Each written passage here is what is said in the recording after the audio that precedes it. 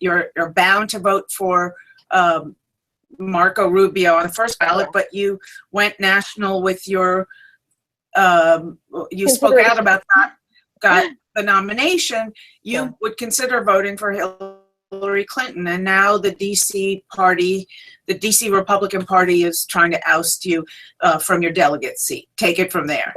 They say they're trying to oust me based on a residency issue. However, their look into my residency is all based on social media and innuendo. I've split my time in two places. For a while, I had a child this past fall, as I've talked about on To the Contrary many times. I also purchased a home in Northern Virginia. A beautiful girl, I might say. Oh, thank you very much. I purchased a home in Northern Virginia with my husband this past late summer, and this was well known to the DC GOP leadership. It only became a problem to them when my anti-Trump comments, my saying that I would consider voting for Hillary Clinton if it were her against Donald Trump on the ballot in the general election. That's when a lot of controversy was ignited, and from around the country, the chairman of the DC GOP admitted to me freely on more than one occasion that he had received messages from chairmen from other parties, private citizens from across the country who are very upset by my invoking the name of Hillary Clinton, not saying I would vote for her, by simply saying that I would have to consider voting for her, and as a tactic to stop Mr. Trump from getting the White House in the general election. That didn't sit well with people.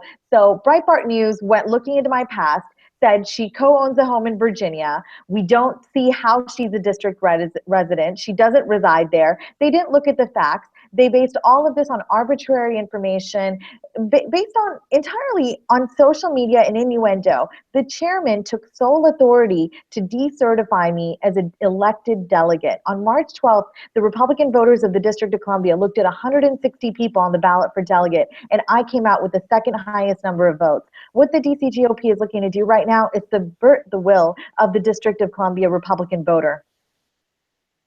Okay, now two questions.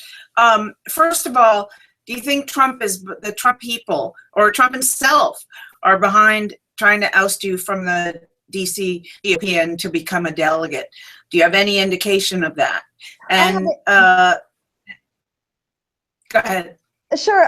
So I do have a great indication that the pro-Trump supporters within the DC Republican Party are behind my potential ouster, or so they think. They have the authority to oust me from my elected delegate position, because there was an executive committee meeting held last week from which I was not allowed to attend. I was removed from the meeting. I was formerly a member of the executive committee. The chairman told me he would have to remove me from the committee if I did not resign. I did not resign. He removed me and held a meeting entirely about me without giving me an opportunity to be there to defend myself. To members of the executive committee who made a non-binding vote on whether I should be certified as a delegate or not, they've broken their own rules here. They're in violation of their own rules, and there were 3 delegates I know for certain who were on the ballot at our March 12th convention as Trump-endorsed candidates for delegate, but did not win. They had a lot to benefit from in seeing me ousted as a delegate. And the person who I've been informed, not by the party, but by other delegates, the person who has replaced me was also at the meeting of the executive committee last week, as she is a member of the executive committee. She also voted to decertify me, of course, because she got my seat. And I might add, she was number 32 in gaining votes. I was number 2. How is it that number 32 on the list can replace number 2 on the list of vote getters? This is incomplete overstep by the DC GOP. So what are you doing legally to try to keep your delegate seat? At this point, I am imploring the DC GOP to follow process, to do something that would be part of a proper process. What would have been proper of them would be to challenge me, to file a proper challenge with the contest committee, which means it meets in June. It's an RNC contest committee. I would argue there that there should be no issue about my credentials or my status as an elected delegate. If I lose there, there's still a recourse for me in Cleveland at the Credentials Committee. The Credentials Committee in Cleveland that meets during the week of the convention has the final say on whether a delegate is seated at the convention or not. I have implored the DC GOP chairman in numerous conversations to do this the right way, to look into my residency, to look at the documents that I can provide and that I've been willing to volunteer and provide in a legal sworn affidavit saying I have evidence proving I'm a District of Columbia resident. I pay property taxes, I pay income taxes, I'm registered to vote there, my car is registered to vote in DC. I am a DC resident. I've been proud to be one. I even have a DC driver's license. So here in the District of Columbia, the law sees me as a permanent resident. I don't know why the DC GOP does not. Do you think you have any chance of overturning what they've done? I certainly hope I do. If they follow the letter of the law, forget the law, right? For a moment, put that aside because they say they're a political organization. Perhaps they're even going to say they're not subject to local laws. But beyond that, all the RNC rules that I am aware of and have had counsel advise me on, they are in violation of these rules. There are no rules anywhere that say they have the authority to do what they're doing. So I'm hopeful that truth will win out here and that rules should be and will be followed. Now, don't you think you represent a whole lot of Republicans who, I mean, my gosh, the whole party machinery, now finally they're turning around, they're accepting the fact that Trump got the votes. When we know in primary season, it's the extremists of both parties who come out, whereas the mainstreamers and independents come out in the general election. So do you feel that you represent the views of a lot of Republicans who may be thinking about considering voting for Hillary Clinton?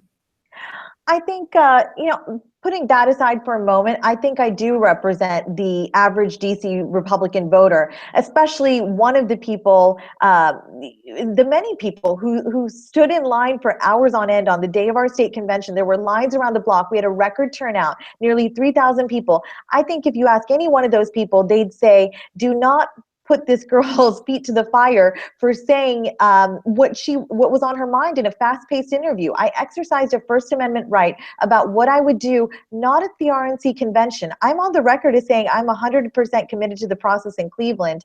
I'll be voting for Senator Rubio on the first ballot, and I'll be choosing somebody else at the convention that I feel, on my conscience would be a good candidate for President of the United States, a good nominee rather. However, the people that waited in line in DC, they rejected Mr. Trump wholly. He only won 13% of the vote in Washington, D.C. He earned 0 delegates. There are 10 Rubio delegates and 9 Kasich delegates from Washington, D.C. Senators Rubio as well as Governor Kasich, they were the winners of the D.C. primary. Of course, Senator Rubio beat Governor Kasich in our primary, but that is what is real here. These are the facts, and I think I represent those voters really well. Now, about November, I'm not going to be supporting a Democrat. In these few weeks, I've had some time to do some soul searching. I've never politically or financially supported a Democrat in my life. I've been a lifelong Republican. I thought about it, and I thought about even just saying that I would consider a Democrat in order to stop Mr. Trump.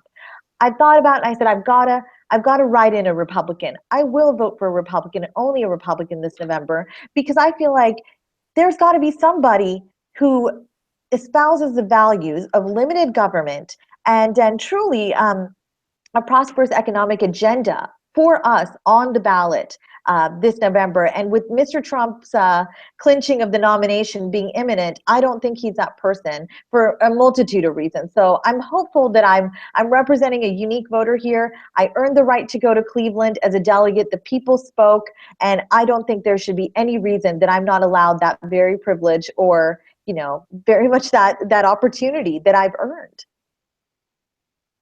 Wonderful. Thank you so much, Rina. We will keep up with you and chronicle your fight.